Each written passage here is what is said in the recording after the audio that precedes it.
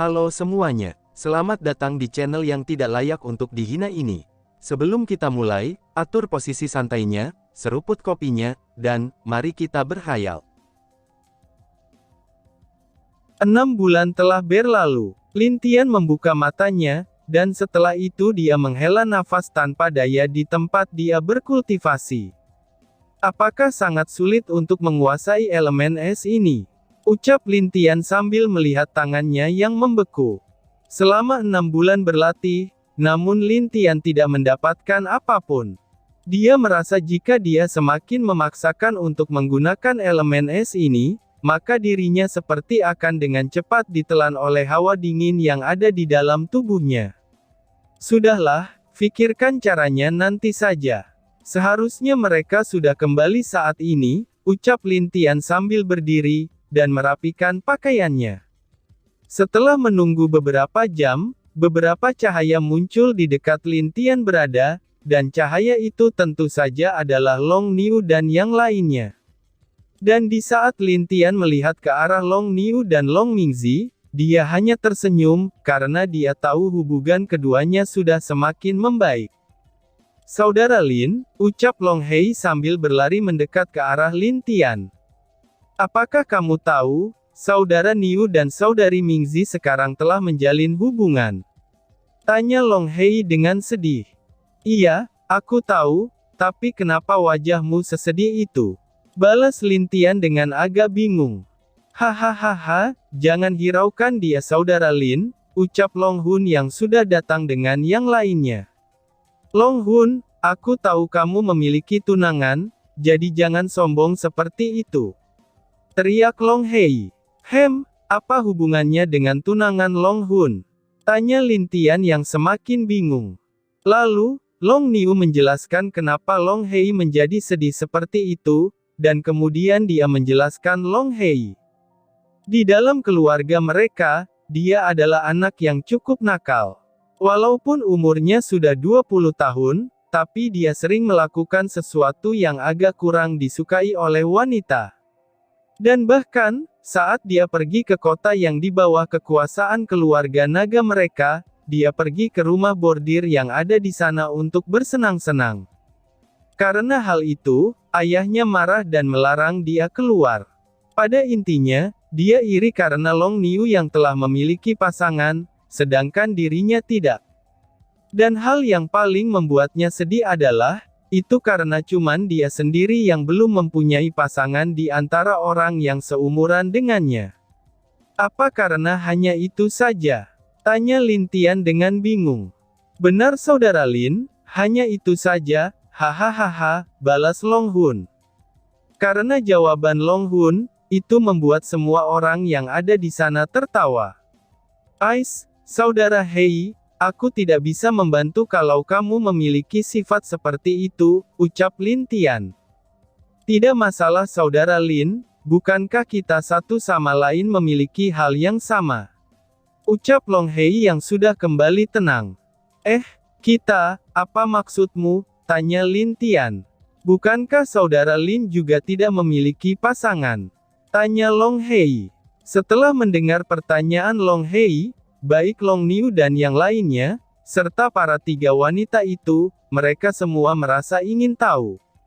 Jadi, mereka menatap Lin Tian dengan mata bersinar, dan tatapan semua orang telah mengarah kepadanya. Melihat hal itu, Lin Tian menjadi agak kaku. Saudara Hei, maaf saja ya, ucap Lin Tian sambil menepuk pundak Long Hei.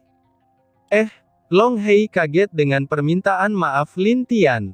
Maaf saja ya, aku sudah memiliki wanita juga, ucap Lin Tian sambil menggaruk kepalanya. Long Hei menjadi kaget, dan dia merasa tertekan seperti akan pingsan.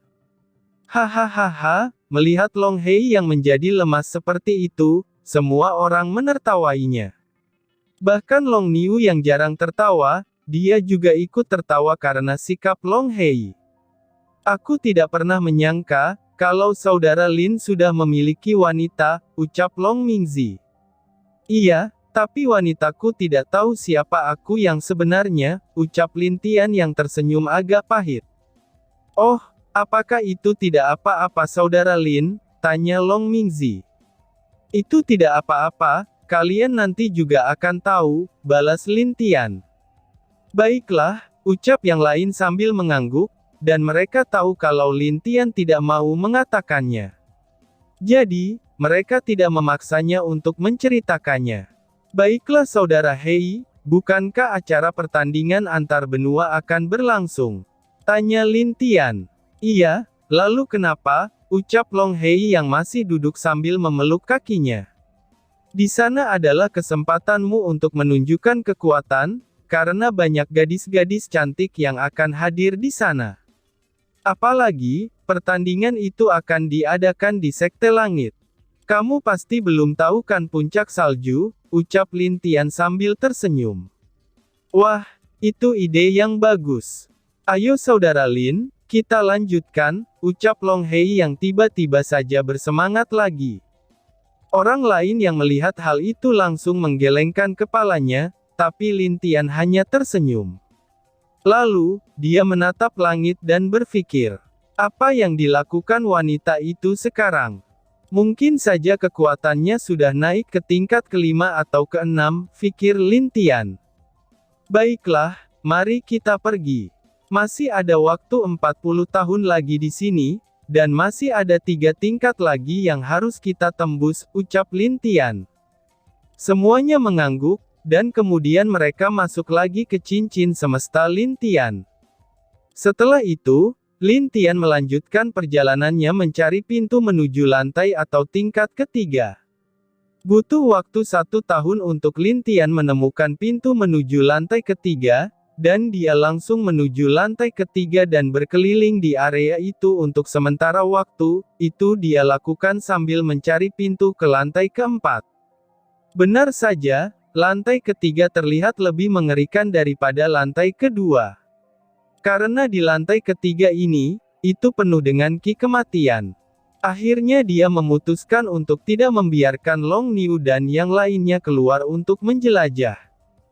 Dia terus melanjutkan untuk mencari pintu keempat. Di sepanjang perjalanannya, dia bertemu beberapa monster kerangka dan jiwa kematian di sana.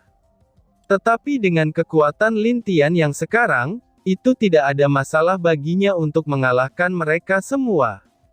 3 tahun berlalu di lantai ketiga. Pada saat itu, Lin Tian baru menemukan pintu menuju ke lantai keempat. Semenjak dia masuk, waktu sudah berjalan lebih dari 5 tahun di dalam ruang rahasia ini. Semakin tinggi lantainya, maka akan semakin susah mencari pintu untuk menuju ke lantai selanjutnya, ucap Lin Tian sambil sedikit mendesah. Dia berjalan menuju lantai keempat, dan setelah dia melewati lantai keempat, itu bukanlah hal yang sama dia temukan seperti 3 lantai lainnya yang dia temukan, tapi di sana hanya penuh dengan kabut. Di sana tidak ada apa-apa selain kabut, dan entah kenapa, secara perlahan-lahan Lin Tian mulai mengantuk. Walaupun dia mencoba untuk membuka matanya, tapi rasa kantuknya malah semakin berat. Hingga pada akhirnya, dia pun tertidur di ruang tersebut. Masuk ke dalam mimpi Lin Tian. Di dalam mimpinya, dia melihat dirinya yang jatuh dalam kegelapan, dan Lin Tian yang masih bayi menangis keras di dalam kegelapan tersebut. Dan pada akhirnya, dia pun tertidur karena kelelahan. Setelah itu, bayi tadi jatuh di dalam hutan yang besar dan dipenuhi dengan binatang iblis. Dia melihat di dalam mimpinya, itu ada harimau putih yang cukup besar yang akan menerkam Lin Tian yang masih bayi. Ibu, ucap Lin Tian yang melihat hal itu sambil menangis. Dia tahu kalau harimau putih itu adalah orang yang merawatnya, dan juga yang menemukan dirinya di hutan. Tetapi ketika bayi itu membuka matanya, dan bayi itu segera tersenyum ke arah harimau ini. Sang harimau pun merawat bayi tersebut, sampai beberapa tahun berlalu, hingga akhirnya sang harimau itu mati karena lukanya. Melihat harimau itu mati, tapi harimau itu masih tersenyum bahagia. Melihat hal itu, Lin Tian merasakan hatinya menjadi sakit, dan perasaan kehilangan yang sudah lama hilang, kini muncul kembali di kedalaman hatinya. Mimpinya berpindah. Lintian kecil telah ditemukan oleh seorang wanita cantik, dan juga ada murid-murid dari wanita tersebut. Di lantai keempat itu, Lintian terus bermimpi hal yang sama terus-menerus. Dia terjebak di dalam mimpinya tersebut, dan mimpinya itu terus berulang-ulang. Tidak, aku tidak bisa terus begini, aku harus bangun, ucap Lintian yang mulai sadar. Tapi pada kenyataannya, Lintian masih tertidur di lantai 4 tanah rahasia itu. Dia terus mencoba berbagai cara untuk membangunkan dirinya, tapi dia gagal terus. Tidak, ini adalah kenyataan yang aku alami dulu. Lalu, apa maksudnya mimpi ini yang terus memperlihatkan masa laluku? Fikir Lintian. Setelah beberapa saat dia berpikir, dia akhirnya mulai sadar. Di masa lalu yang diperlihatkan di sini, itu adalah penyesalan dirinya yang tidak dapat berbuat apa-apa di saat harimau putih itu mati. Ibu, aku minta maaf, aku sadar kalau aku harus terus maju, dan tidak luput dalam masa lalu. Pasti ibu mengerti akan hal itu, tolong maafkan An-er Bu, ucap Lintian. Dia kemudian mengepalkan tangannya sambil berteriak keras ke langit, dan aura yang kuat keluar dari tubuh Lintian. Tapi tiba-tiba saja, ada sebuah inti berwarna putih yang muncul di depan Lintian. Anakku sudah besar sekarang, ucap suara dari inti putih tersebut, lalu gambar wajah harimau putih muncul dari inti iblis itu. Ibu, ucap Lintian dengan sedih. Tetapi wajah harimau itu hanya tersenyum, dan kemudian masuk kembali ke tubuh Lintian. Tidak lama setelah itu, Lintian terbangun di lantai 4 tersebut. Dia kemudian memegang dadanya, dan sedikit tersenyum. Dia tidak tahu berapa lama dia tertidur di lantai 4 tersebut, dan kemudian dia hanya menggelengkan kepalanya saat tersadar. Untung saja Long Niu dan yang lain tidak keluar dari cincin semestanya. Karena jika tidak, mungkin mereka akan terjebak di dunia mimpi selamanya. Tidak lama setelah itu, sebuah pintu terbuka di depan Lintian. Melihat kejadian itu, ini membuat Lintian menjadi kaget dan cukup senang. Pintu itu terbuka sendiri, dan ada sebuah suara yang terdengar dari dalam pintu itu. Masuklah nak, ucap suara itu. Walaupun Lintian agak ragu, dia tetap masuk ke pintu tersebut. Setelah masuk, Lintian melihat sebuah aula yang cukup besar, dan aura yang ada di sana juga terasa sangat kuat. Dan bahkan, aura itu jauh lebih kuat dari aura yang ada di dunia biru. Apakah ini aura dari dunia dewa? Fikir Lintian. Tidak lama setelah itu, sosok ilusi muncul di depan aula tersebut, dan wajahnya sangat tampan. Tetapi dari aura yang dirasakan Lintian, sosok ilusi itu bukanlah manusia, dan Lintian sadar kalau mungkin itu adalah leluhur naga yang asli, pikir Lintian. Hahaha, nak, sepertinya kamu sedikit tahu tentang diriku, ucap sosok itu. Aku hanya tahu kalau leluhur bukanlah manusia, balas Lintian dengan sopan. Memang benar aku bukanlah manusia, karena aku adalah seekor naga, ucap sosok itu dengan tenang. Lintian hanya mengangguk sebagai balasan dari sosok itu. Aku tidak menyangka, ternyata yang datang ke sini adalah seorang manusia, dan bukan dari keturunanku, ucap sosok itu. Iya, itu dikarenakan mereka tidak tahu bahwa, tanah rahasia yang mereka katakan adalah sebuah pagoda, balas Lintian. Iya, mungkin saja begitu, ucap sosok itu. Kalau aku boleh tahu, leluhur adalah naga, tapi kenapa keturunanmu hanya bisa berbentuk manusia? Tanya Lintian. Itu karena, mereka terlahir dari setengah naga dan manusia, jawab leluhur naga. Dia lalu menceritakan masa lalunya sebelum perang terjadi di dunia biru. Pada zaman dahulu, dia jatuh cinta kepada wanita dari bangsa manusia, dan kemudian dia memutuskan untuk menikah dengan wanita itu. Mereka melahirkan seorang anak-anak mereka, dan memiliki darah setengah naga dan manusia di tubuhnya. Anak itu pun tumbuh besar, dan memiliki keluarga lain. Nah, dari situlah keluarga naga berdiri, dan karena mereka setengah manusia dan naga, jadi jarang dari mereka yang bisa menjadi naga sesungguhnya. Sambil memperhatikan cucu-cucunya tumbuh, leluhur naga saat itu sadar, karena saat itu dia berpikir bahwa, tidak lama lagi dia akan naik ke dunia dewa.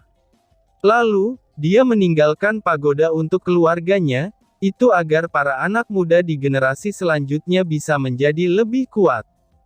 Bahkan dia membuat gurun pasir, dataran es, tanah kematian, dan tanah mimpi, itu agar bisa menemukan pemuda yang cocok untuk warisannya.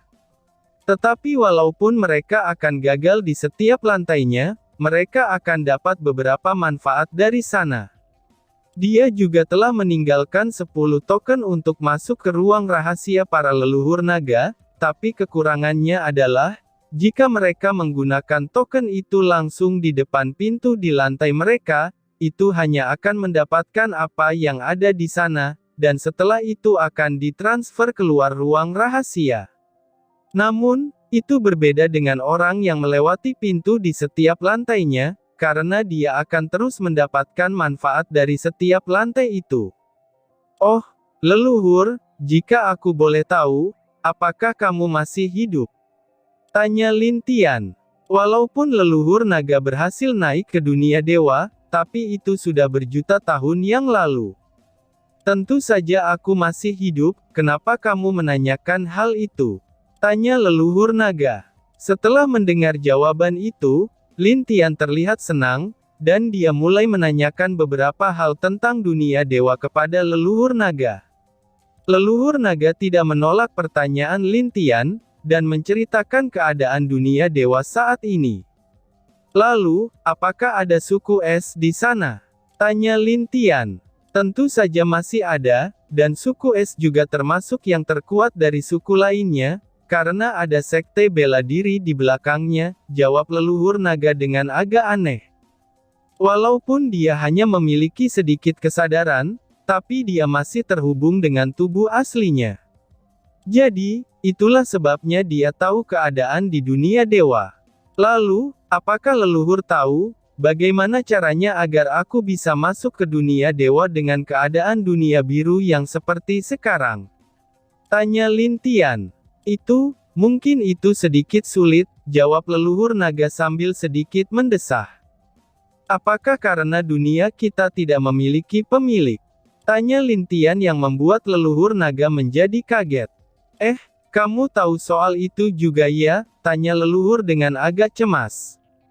Iya leluhur, tapi aku tidak tahu di mana tempat benda itu berada, karena itulah salah satu alasanku ingin masuk ke sini, ucap Lin Tian. Oh, jadi begitu ya. Nak, aku hanya bisa memberitahumu bahwa, mungkin tempat di mana benda itu berada, benda itu ada di pusat dunia ini, ucap leluhur naga. Pusat dunia, seru Lin Tian sambil berpikir dengan serius. Benar, pusat dunia adalah di mana energi Qi yang kacau mengalir, dan biasanya itu berada di tengah dunia ini. Tetapi terkadang, benda itu akan berubah tempat sesukanya. Jadi agak sulit untuk mendapatkan benda itu, jelas leluhur naga. Aku mengerti, leluhur, setidaknya aku memiliki petunjuk untuk mencari benda tersebut, ucap Lin Tian. Ambillah ini, ucap leluhur naga sambil melemparkan sebuah bola kepada Lin Tian. Ini, gumam Lin Tian. Itu dapat membantumu untuk menemukan benda tersebut, jika kamu berada dekat dengannya, ucap leluhur naga. Wah, terima kasih leluhur, ucap Lin Tian. Jangan berterima kasih kepadaku, ini juga keinginanku, agar dunia biru bisa kembali menyatu dengan dunia dewa, ucap leluhur naga. Leluhur percayalah padaku, junior ini akan berusaha sebisanya demi dunia ini, balas Lin Tian. Baguslah, oh iya, apakah kamu tidak ingin warisan dari suku naga? Tanya leluhur. Tidak leluhur, Tetapi aku punya beberapa orang yang cocok untuk itu, balas Lin Tian. Oh, di mana mereka? Tanya si leluhur. Lin Tian hanya tersenyum, dan kemudian mengeluarkan Long Niu dan yang lainnya dari cincin semestanya. Setelah mereka keluar, Long Niu menjadi bingung saat Lin Tian mengeluarkan mereka. Dan ketika mereka melihat sosok ilusi itu, ini malah membuat mereka bertanya-tanya. Siapa orang ini? Dan tiba-tiba saja bersambung. Sekian dan terima kasih banyak.